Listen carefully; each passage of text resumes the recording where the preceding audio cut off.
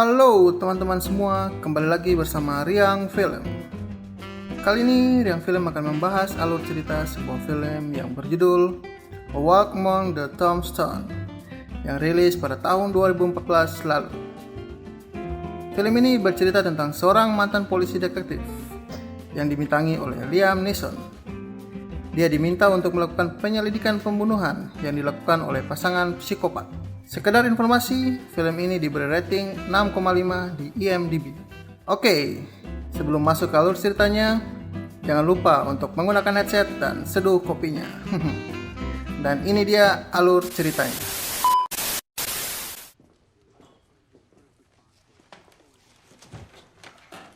Di awal cerita, kita diperlihatkan seorang yang bernama Matt sedang duduk di sebuah bar.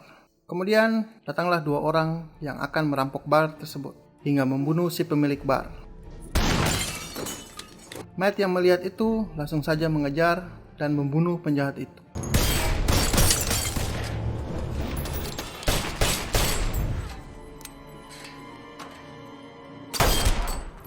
Cerita berlanjut di kota New York dengan latar tahun 1999, di mana Matt saat ini telah menjadi pensiunan polisi.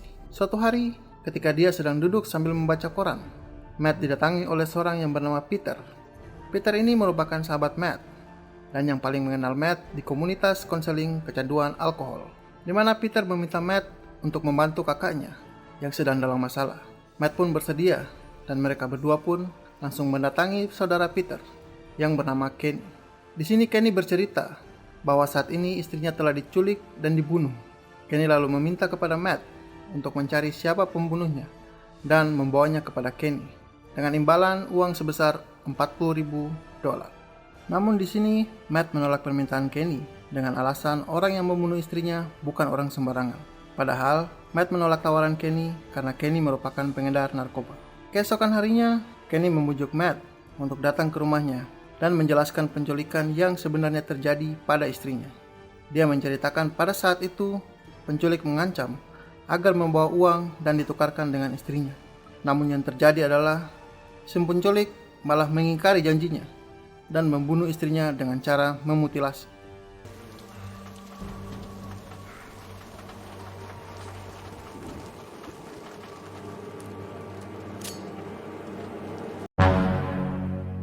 Kenny lalu memberikan rekaman yang ditinggalkan penculik di dalam mobil tempat mayat istrinya ditemukan. Lalu Matt memutarnya. Singkat cerita, Matt lalu mau membantu Kenny dan memulai penyelidikan dengan bertanya kepada beberapa orang di sekitar Red Hawk, tempat terakhir istri Kenny dibunuh. Karena kurangnya informasi yang didapat, Matt lalu pergi ke sebuah perpustakaan untuk mencari informasi yang berkaitan dengan penculikan tersebut. Dengan bantuan TJ, seorang anak yang baru ia temui di perpustakaan itu, Matt lalu menemukan dua kasus yang sama persis dengan pembunuhan istri Kenny yang baru-baru ini terjadi. Dalam kasus tersebut, yaitu kasus wanita bernama Lila dan Mary yang sama-sama menjadi korban mutilasi. Dengan mengantongi informasi yang didapat, keesokan harinya dia lalu pergi mengunjungi Universitas Brooklyn, tempat kasus mutilasi Lila terjadi. Di sini dia bertemu dengan Jonas yang merupakan salah satu penjaga di universitas tersebut. Dikarenakan kurangnya informasi dan tingkah aneh dari Jonas, Matt lalu mengikuti Jonas. Namun ketika Jonas masuk ke rumahnya, Matt tidak dapat mengikutinya lagi. Setelah mencari-cari informasi, Matt lalu menyadari bahwa rumah Jonas berdekatan dengan rumahnya Ruben yang merupakan mantan pacarnya Lila. Ketika sedang berbicara dengan Ruben, Matt lalu melihat Jonas keluar dari rumahnya dan langsung menghentikan pembicaraan itu dan langsung masuk ke gedung rumah Jonas.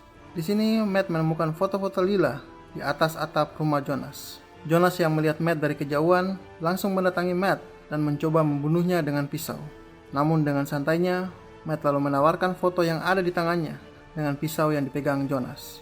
Di sini Jonas bercerita pada Matt kalau dia sudah pernah bertemu dengan para penculik itu di sebuah tempat dan para penculik itu mengaku bahwa mereka bekerja di DEA, dan hal itu dipercaya oleh Jonas karena kedua penculik itu memiliki foto-foto pengedar narkoba. Sebenarnya Jonas berencana menyelamatkan Lila dari Ruben yang merupakan seorang pengedar narkoba. Kemudian dia memberitahu kedua orang itu, namun ternyata dia salah menduga. Mereka berdua yang dikira baik ternyata adalah penculik psikopat, di mana kedua orang itu malah menangkap Lila dan menyiksanya. Jonas sebenarnya ikut dalam penculikan itu, namun dia tidak tahan karena tingkah laku penculik itu yang kejam dan akhirnya dia melarikan diri dari dalam mobil. Di sini Matt lalu meminta Jonas untuk membawanya ke tempat tadi, karena yang bisa masuk ke tempat itu hanya orang yang dikenal. Jonas pun mengiyakan dan meminta waktu sedikit untuk memberi makan burungnya terlebih dahulu. Akan tetapi, Jonas malah bunuh diri dengan melompat dari atas gedung itu, dan Jonas pun tewas. Di tempat lain, para penculik yang diceritakan Jonas tadi sedang mengintai salah satu keluarga. Terlihat para penculik itu akan menjalankan rencana selanjutnya, hingga akhirnya mereka menemukan target, yaitu seorang anak perempuan yang menggunakan baju warna merah. Berpindah ke Matt yang mengunjungi rumah Kenny. Setelah dari rumah Kenny, Matt melihat sebuah mobil van yang mencurigakan. Keesokan harinya, Matt mendatangi sebuah toko di mana Mary yang merupakan korban kedua pernah bekerja di situ. Dia lalu mencari informasi ke penjaga toko itu tentang hubungan kedua kasusnya. Kemudian, dia lalu disuruh untuk pergi ke apartemen tua di persimpangan jalan. Saat dia berada di apartemen itu dan mencari-cari informasi, dia lalu dipukuli oleh kedua orang di toko tadi. Mereka mengira Matt sedang mengintai mereka karena kedua orang itu merupakan pengedar narkoba juga. Di situ, penjaga toko itu bercerita bahwa Mary merupakan seorang polisi yang berpacaran dengan anaknya dan mereka akan segera menikah. Di sini Matt pun sadar bahwa kasus pembunuhan itu selalu berkaitan dengan pengedar narkoba. Matt lalu menjelaskan bahwa dia sedang tidak mengincar penjaga toko itu, apalagi anaknya yang merupakan pengedar narkoba. Namun Matt sedang mencari tahu siapa orang yang membunuh Mary. Singkat cerita, saat Matt sedang dalam perjalanan pulang, dia bertemu dengan TJ, anak yang dia jumpai di perpustakaan. Di situ TJ bercerita bahwa dia menemukan pistol di jalanan dari seorang yang dikejar polisi lalu membuang pistolnya. Saat siang hari, Matt yang sedang melakukan penyelidikan merasa bahwa ada orang yang sedang mengikutinya. Kemudian, Matt lalu dapat memukuli orang itu. Ternyata orang itu merupakan agen DEA yang sedang mengurus masalah narkoba, yaitu si Kenny. Kemudian Matt lalu dilepaskan karena dia tidak terlibat dengan penarkobaan itu. Matt lalu mengunjungi tempat Peter untuk menanyakan kenapa dia bekerja sama dengan DEA untuk menangkap si Kenny. Peter lalu menjelaskan bahwa dia dulu pernah ditangkap polisi dan diminta untuk bekerja sama agar bisa menangkap Kenny juga. Ternyata polisi yang menangkap Peter adalah Mary yang merupakan salah satu korban pembunuhan dari penculikan itu. Sehingga para penculik itu bisa menemukan file DEA tentang daftar agen-agen pengedar narkoba di kota New York ini. Matt mengatakan berkat data-data itu, penculik tersebut bisa menemukan para pengedar narkoba di kota itu dan membunuhnya. Matt lalu pergi mengunjungi TJ yang sedang dirawat di rumah sakit akibat pukulan dua orang dari laki-laki itu. TJ dipukul karena ketahuan mengambil pistol yang dibuang tempo hari. Dokter kemudian menjelaskan penyakit TJ dan diketahui TJ merupakan seorang anak yatim piatu. Singkat cerita, Matt menduga bahwa akan ada kasus penculikan baru dan benar saja kasus itu terjadi pada seorang bandar narkoba yaitu Tuan Landau yang merupakan teman dari Kenny. Kenny lalu mengajak Matt untuk bertemu Tuan Landau untuk membantu kasusnya. Namun di sini Matt menyarankan untuk menyerahkan kasus ini pada polisi. Tentu saja Tuan Landau menolak karena statusnya yang sekarang merupakan seorang bandar narkoba dan sedang dicari polisi. Di sini Matt lalu menyusun rencana untuk bernegosiasi dengan para penculik itu. Dengan cara Matt akan bertukar uang yang akan dicampur dengan uang palsu. Saat malam tiba, mereka lalu mendatangi penculik itu di sebuah tempat yang sudah disepakati. Kemudian Matt lalu berhasil bertukar uang dan putri dari Tuan Landau. Namun seorang dari penculik itu mengetahui bahwa uang yang dibawa Matt merupakan uang palsu.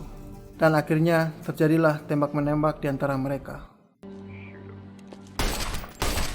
Step 5. Admitted to theft.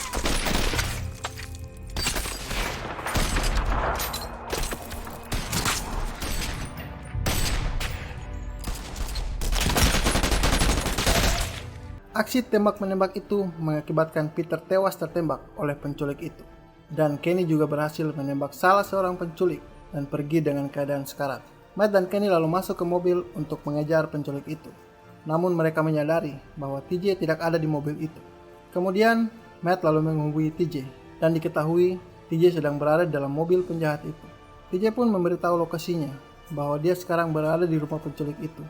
Matt dan Kenny pun lalu menyusul TJ ke rumah tersebut. Di situ, TJ tidak sengaja melihat penculik itu dibunuh oleh temannya sendiri akibat luka tembakan tadi. Matt dan Kenny yang berhasil sampai ke rumah itu lalu masuk dan berhasil menangkap salah seorang penculik itu. Kenny yang ingin menghabisi penculik itu ditahan oleh Matt dan Matt mengingatkan bahwa lebih baik penculik itu diserahkan kepada polisi karena hukumannya pasti akan lebih berat. Namun, Kenny menolaknya dan mengatakan bahwa dia sendiri yang akan membunuh dan menyiksa penculik itu. Matt lalu keluar untuk mengantar TJ pulang. Ternyata Kenny yang sedang mencari pisau lalu terbunuh oleh penjahat itu. Matt yang kembali masuk ke dalam rumah itu, lalu terjadilah pertarungan antara mereka dan dimenangkan oleh Matt.